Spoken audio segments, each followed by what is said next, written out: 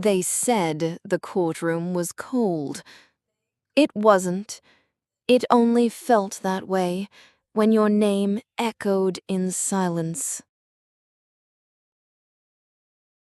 Previously, Clara Belle Vanderwell inherited more than a fortune. She inherited the fury of a family scorned and the whispers of a second will. Now, Montauk faces its greatest test, the law. The courtroom smelled of old ink, winter coats, and power. Columns reached the ceiling like cathedral arches. Velvet ropes divided spectators from the front row of bloodline and bitterness. Reporters hunched like crows on the press bench, pens twitching in anticipation. The trial of the season, as the Herald had dubbed it, began on a gray morning with rain tapping the courthouse glass like polite warning. Clara Belle Vanderwell entered alone. No entourage, no fanfare, just black gloves and a veil so sheer it dared the public to look through it and fail.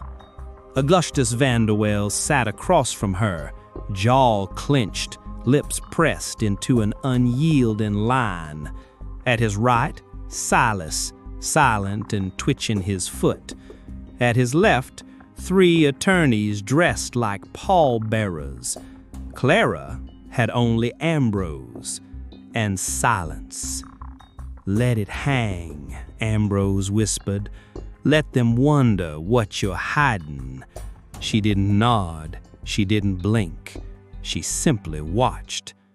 The judge, Horace Whiteley, was a man of posture and patience.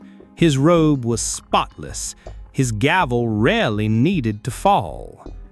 "Gentleman and lady," he began. A murmur. Even that one word, lady, felt weighted. Augustus's lawyers opened with fire. "She bewitched him," barked the lead, Mr. Cardell. "A seamstress's daughter with no connections, no pedigree, no dowry. And yet here she sits with the entire Vanderwell estate in her lap." He motioned to the gallery. She never bore an heir. She offered no lineage, no legacy. And now she hoards a dynasty built over 3 generations. The press scribbled. Hoarding a dynasty would be tomorrow's headline. Ambrose rose slowly. "Mr. Vanderwell's last will is legal, binding, witnessed, and dated." "But coerced," Cardell snapped. Ambrose offered no reply. Instead, he opened a worn leather journal, Magnus's. "My client offers not words, but proof." He handed it to the bailiff. "Entries, Your Honor, written by Mr. Vanderwell in his own hand in the final 2 years of his life." The judge adjusted his spectacles. Page after page described Clara, her steadiness, her refusal of luxury, her ideas for expanding the Southern rail line, her conviction that legacies were not names but choices. "She understands my empire better than Augustus ever will," one entry read. "She listens not to profit margins, but to silence between steel wheels." Gasps. That sentence alone would make ink bleed across Manhattan for days. Augustus leaned toward his brother. She seduced him through pity. Silas didn't answer because his eyes were on Clara. Next came witnesses. servants, a gardener who testified that Clara spoke to Magnus like a teacher, not a wife, a maid who wept on the stand, confessing that Augustus had once ordered her to spy on that scheming seamstress, and then Lisbeth, Clara's maid. She stood tall, hair tightly pinned, gloves trembling. "Did your mistress ever manipulate Mr. Vanderwell?" asked Cardell. "No," Lisbeth said, voice steady. "But she did save him." From what? From himself. Silence swallowed the room in pure shock. In the rear pews, Mrs. Thatch scribbled furiously. She already had her next column title, "The Widow's Defense, Dignity or Deceit." And still Clara had not spoken, not a single word, even as her name echoed off the marble, until the end of the day, when Judge Whitley asked, "Mrs. Vanderwell, would you like to address the court?" Clara stood, removed her gloves, and in a voice soft enough to hush the storm outside, she said, "I loved him." That was all, but it struck like thunder. Even Augustus looked away. Outside, the sky cracked. Inside, not a soul moved, because everyone knew the trial was not over. But the verdict of public opinion, it had begun to shift. Montauk is not a place for scandal. It is a place for fog, fishermen, and forgettings. But when Clara Belle Vanderwell returned to the estate Magnus had left her, the gray mansion that sat high above the cliffs, overlooking the Atlantic, she did not return to rest. She returned to wait. The windows of the Montauk house had been shuttered since his death. Salt crusted on the sills, ivy curled too tightly around the chimneys. Locals had begun to call it Widow's Watch, half in jest, half in reverence. Because even here, miles from the shriek of New York society, her name arrived before her. Not long after she returned, the Montauk Sentinel ran a front-page headline, "Vanderwell Widow Returns to Clifftop Estate. What does she bring with her?" The editor, Mr. Forbes, printed it in bold. He was no stranger to headlines, but never had he run one that drew 2 telegrams from Manhattan in a single day.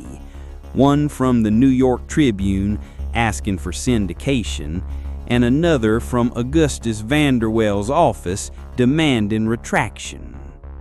Forbes printed neither, because just 2 nights later, something stirred.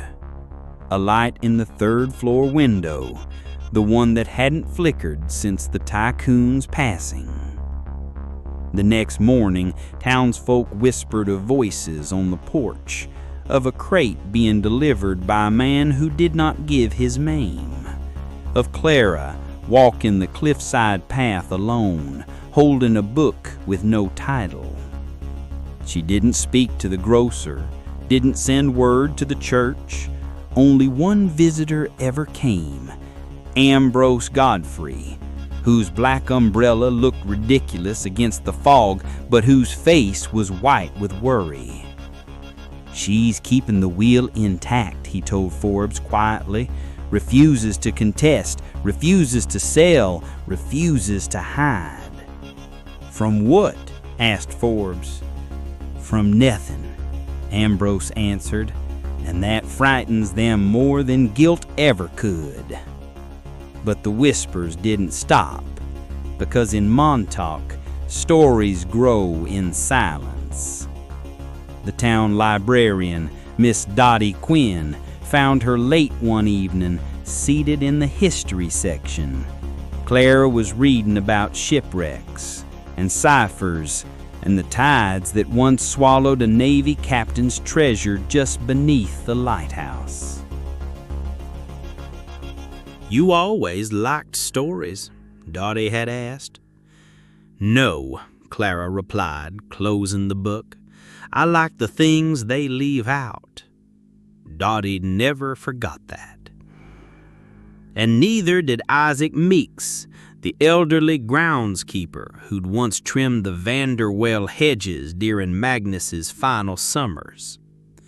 He swore he saw her enter the basement, swore the locks had changed, swore, though he would never repeat it again, that she came out once with dust in her eyelashes and a key that did not look like it belonged to any door. That same week, Mr. Forbes received a second letter, this one unsigned. She didn't kill him, but she knows who wanted to. It was written in ink so faint he had to tilt it toward the fire to read it. He never showed it to Ambrose, but he did lock it in his desk, and that night the Sentinel ran a curious headline. "Something buried in Montauk, and it wasn't a body." That line hit Augustus like a thunderclap. By dawn, his private solicitor had secured a petition to inspect the property. Legal grounds, preservation of estate assets. But truth, Augustus believed what Clara whispered in the courtroom had nothing to do with love, and everything to do with what she had found. The petition arrived in triplicate, embossed and heavy with entitlement. Augustus Vanderwell, ever the tactician, did not challenge the will. He challenged the trust. Specifically, the private vault built beneath the Montauk estate, a storage Magnus had commissioned in 1879, registered under both his name and future stewards of the Vanderwell legacy. Augustus's claim was that Clara had no right to that vault. It was, by the dry letter of the law, not explicitly listed in the will.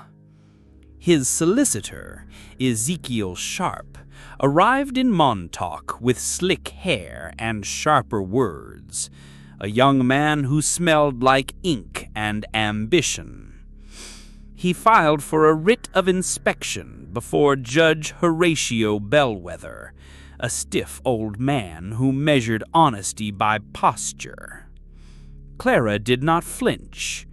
She sat in the courthouse, gloved hands folded, as Sharp recited legalese like he was bidding for property at auction. "This vault," he insisted, "contains decades of material investments, rail maps, and intellectual property, none of which are named under Lady Vanderwell's legal inheritance. The trust predates the marriage, and therefore my client demands access." The gallery held its breath. Even Bellwether narrowed his eyes. And then Ambrose Godfrey stood. He did not object. He did not argue. He simply said, "Let them look, but know this. Some doors once opened do not close quietly." The judge, intrigued if not persuaded, granted a 72-hour window for Augustus's legal team to examine the vault. But Clara had a condition. She must be present, and no items removed without her signed consent. Augustus accepted with a tight-lipped nod, though his fists clenched so tightly the court clerk noted the sound of his signet ring scraping against bone. 3 days later, the vault was opened.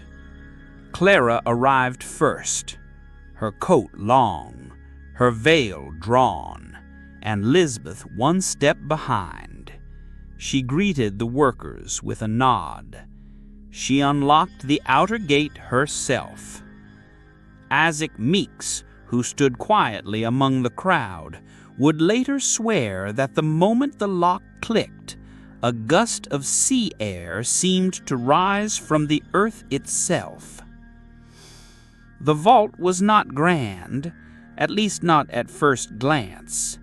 Stone floor, steel boxes, a desk, several crates stacked with blueprints tied in ribbon. But in the far corner, a sealed cabinet, one Augustus didn't know existed. Sharp moved towards it, eager, until Clara's voice, low and deliberate, cut through the dust. That one was built after your mother died.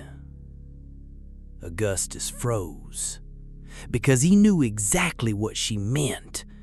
Magnus had never commissioned work alone after the death of his first wife, not unless it was personal. "Open it," he barked. Ambrose glanced toward Clara. She gave a single nod, and the cabinet door creaked open like it had been waiting. Inside, a box, small, wooden, wrapped in faded velvet, a journal bound in leather with Magnus's initials etched by hand, and a single photograph, faded but unmistakable, Clara and Magnus standing outside a hospital in Albany, smiling. Behind them, a plaque, the Anne Vanderwell Institute for Cardiac Research. "What is this?" Augustus spat. "His true legacy," Clara said softly. No, he built railroads. He conquered steel.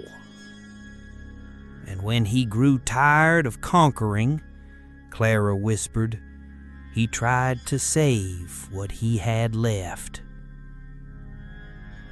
There was no map, no bonds, no treasure, only the proof of a final act of love Augustus never knew existed. And in that moment, faced with a journal he had never read and a woman who would not yield, he realized he had not come to reclaim wealth. He had come to unearth a ghost, and it would not rise for him. She inherited the name. She carried the weight. But some vaults were never meant to be opened, and Montauk is beginning to remember. Part 3 is coming.